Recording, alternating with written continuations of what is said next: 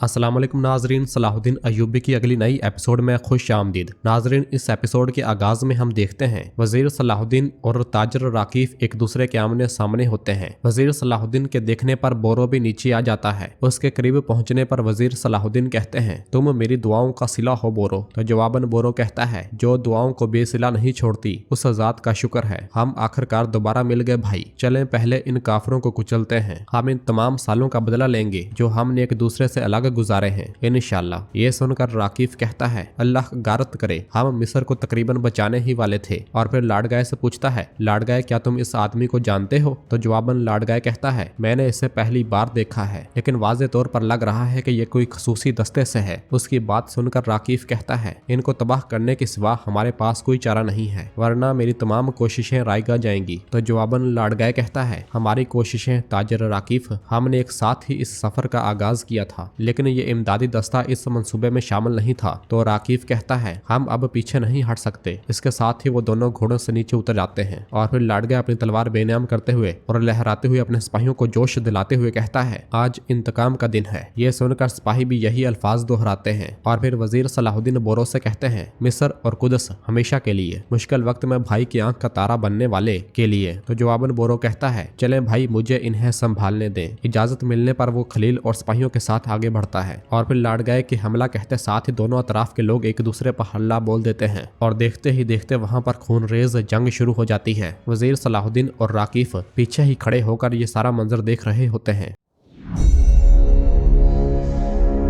दूसरी जानब कैरक किले में चातलियन बहादुर और यारोकी को लेकर जंदान की जानब ले जा रहा होता है, जबकि मैला छुपकर उन्हें देख रही होती है और बहुत ज्यादा परेशान हो जाती है। और फिर जब वो सब जंदान में पहुंचते हैं तो वजीर सलाहुद्दीन के साथी यारोकी को भी वहां पर देखकर बहुत ज्यादा परेशान हो जाते हैं और फिर यारोकी और बहादुर को भी उनके साथ बांध दिया जाता है। और फिर चातलियन कहता है, यारोकी यारोकी यारोकी, मैं आखिरी बार तुमसे पूछ रहा हूँ, तुम किले में कैसे घुसे? तुम्हें खुफिया सुरंग के बारे में किसने बताया? तो जवाबन यारोकी उससे कहता है, जाओ और अपने बेवकूफ सिपाहियों से पूछो, तुम्हारा किला बाहर से मजबूत है लेकिन अंदर से बोसीदा है। यह सुनते साथ ही चातलियन उसे एक जोरदार मुक्का रसीद करता है और फिर कहता है, जल्द या बदेर में पता लगा लूंगा कि मुखबर कौन है और फिर उसका सर भी तुम्हारे सरों के साथ उसी बोरी में डाल दूंगा। तो जवाबन यारोकी कहता है, तुम पहले अपने सर की हिफाजत करो, ये गद्दारी बगैर सजा के नहीं रहेगी। ये सुनकर चातलियन हंसते हुए कहता है, नील की लजीज मछलियां एक एक करके मेरे जाल में फंस गईं, हम जल्द ही दोबारा मिलेंगे। और फिर ये कहते साथ ही वो वहां से चला जाता है। उसके चले जाने के बाद बोजोक यारोकी से कहता है, तो आप हमें बचाने आए थे? तो जवाबन यारोकी कहता है, हाँ, लेकिन मैंने बालन की वजह से एक बेवकूफाना फैसला किया, उस कौंत नामी मैला की बातों पर यकीन करके। जो हुआ है उस पर कोई ताज्जुब नहीं, कुफार के साथ चलने वालों के हाथ कुछ नहीं आता। और फिर एथरस पूछते हैं, क्या आपको लगता है कि बालन ने आपको इस जाल में भेजा है? दूसरी जानब बोरो मुसलसल काफरों को काट रहा होता है। वो एक बेहतरीन जंगजू के अंदाज में लड़ रहा होता है, कोई भी काफर उसके सामने टिक नहीं पा रहा होता।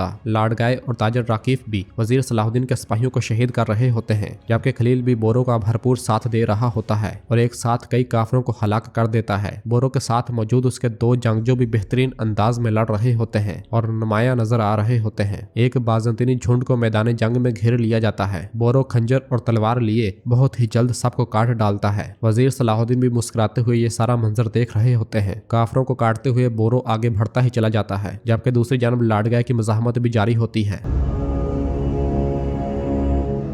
दूसरी जानब हम देखते हैं कि सिपाही कारातेगन को लेकर खलीफा के सामने पेश होते हैं। खलीफा उससे कहता है, आखिरकार तुम मेरे हाथ में हो, तहसीलदार, या फिर मैं तुम्हें चीफ कातल कहूँ? तो जवाबन कारातेगन कहता है, तो फितना फैलाने वाले और गद्दारों से हिसाब लेने वाले कब से कातल कहलाए जाने लगे? तुमने सफेद कपड़े तो पहने हैं लेकिन तुम्हारे अंदर अंधेरा है, थोड़ा इंतजार करो। वो फितना जिसका मंसूबा तुमने महल में अपने मददगार शैतान जोहर के साथ मिलकर बनाया था, तुम्हें मुश्किल में डाल देगा। ये सुनकर सिपाही उसके गले पर अपनी तलवार तान लेता है और फिर खलीफा खड़े होकर पूछता है, क्या जोहर को तुमने कत्ल किया? तो कारातेगन कहता है, हाँ मैंने किया, मैं ये काम किसी और को कैसे करने दे सकता हूँ? क्या मेरा तोहफा तुम्हें पसंद आया? तो खलीफा कहता है, इसने इकरार कर लिया है, कसास के बदले कसास, जल्लाद को फौरन खबर भेजो, जल्द अज जल्द इसे लोगों के सामने फांसी दे दी जाएगी। ये सुनकर कारातेगन कहता है, मुझे जाने दो, इस दुनिया में कोई ऐसा आदमी नहीं जो मुझे फांसी दे सके। तो खलीफा कहता है, जबकि तुम्हारा जुर्म पूरी तरह वाज़ेह है, अगर तुम्हें लगता है कि वजीर सलाहुद्दीन तुम्हें बचाएगा जाएगा तो तुम गलती पर हो। तो करातेगन कहता है, उससे पहले मेरे सैकड़ों वफादार आदमी हैं, मेरा अपना कबीला है, अगर तुम मुझे छूते हो तो गोक टेंगरी और बोरो कबीले की लानत तुम पर आ गिरेगी। और फिर खलीफा के हुक्म पर सिपाही उसे ले जाता है। दूसरी जानब मैदान जंग में बोरो और लाडगाय आमने सामने आ जाते हैं और लाडगाय बोरो पर हमला कर देता है, मगर बोरो उसके हमले नाकाम बनाते हुए उसे पीछे धकेल देता है। लाडगाय फिर से हमला करता है तो बोरो उसका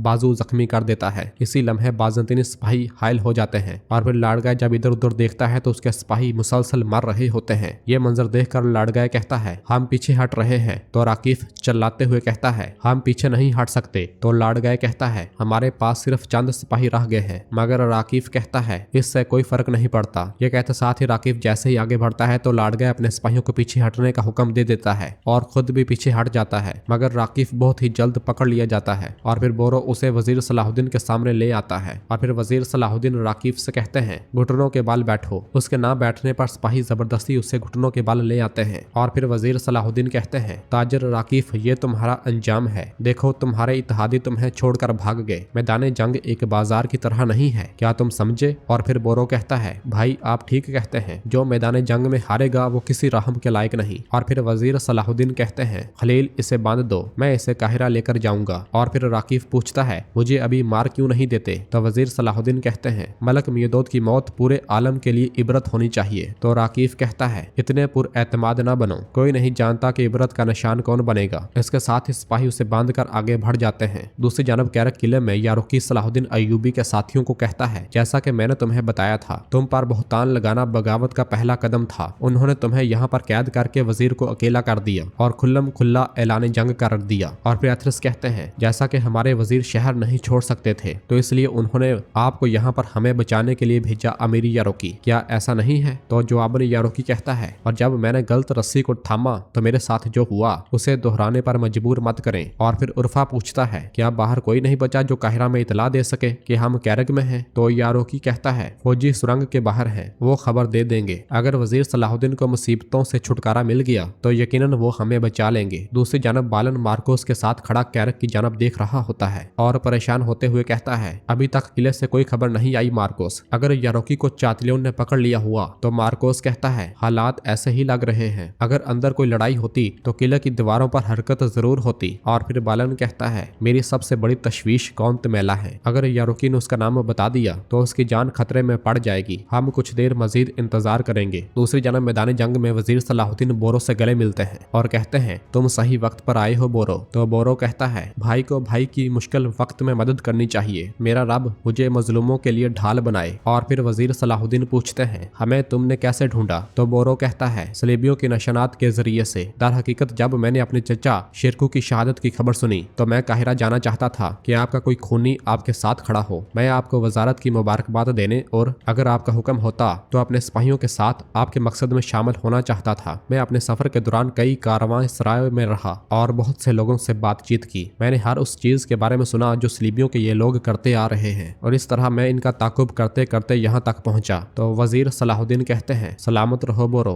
तुम्हारा चेहरा एक करीबी की तरह बहुत ही ज्यादा जाना पहचाना भी लगता है और अजनबी भी। लगता है कि बाबा तुम्हारी आंखों से देख रहे हैं और जैसे तुम मुस्कुराते हो तो ऐसा लगता है कि मेरे चचा शेरकू मुस्कुरा रहे हूँ। तुम्हारे चेहरे पर सबके जैसे निशानात हैं, तौकीन की तरह, शहनशाह की तरह। और फिर बोरो अपने पीछे खड़े दो सिपाहियों की जानब इशारा करते हुए कहता है, ये जंगजू मेरे भाई तोतकीन के बेटे हैं, अली और तुराब, अब ये हमारे साथ हैं। और फिर वो दोनों आगे बढ़कर वजीर सलाहुद्दीन से मिलते हैं और फिर वजीर सलाहुद्दीन उनसे कहते हैं, माशाल्लाह आपके नाम आपकी फतह में आपकी मदद करें।